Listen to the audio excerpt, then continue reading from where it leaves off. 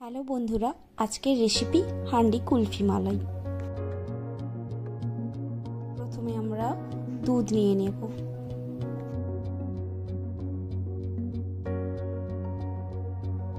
দুধটা অল্প গরম হলে এলাচ দিয়ে দেব।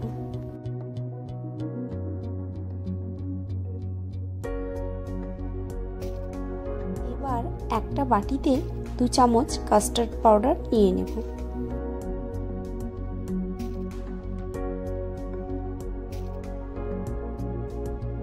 এবার অল্প গরম হওয়া দুধটাকে কাস্টার্ড পাউডারে মিশিয়ে নেব।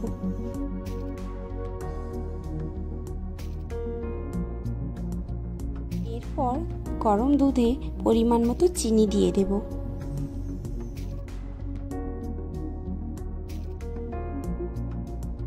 এবার কনডেন্স মিল্ক দিয়ে দেওয়া হলো।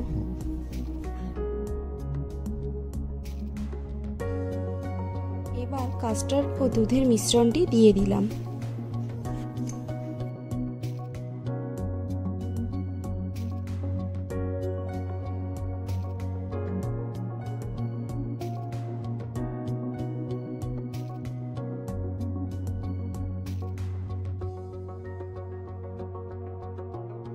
ফুট উঠে গেলে এটিকে একটি বাটিতে নামিয়ে নিলাম ঠান্ডা হওয়ার জন্য।